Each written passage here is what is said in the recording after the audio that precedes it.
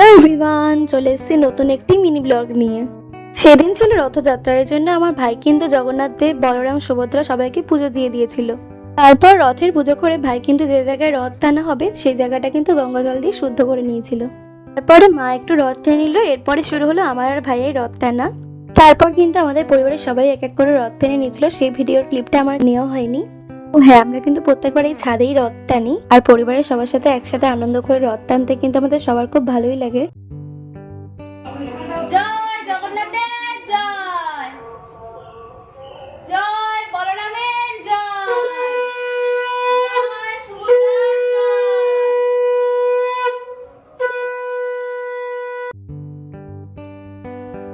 তারপর আমাদের রথ টানা হয়ে গেলে মামি কিন্তু আছে রথের স্পেশাল পাঁপড় ভাজা আর বাদাম ভাজা নিয়ে চলে আসে।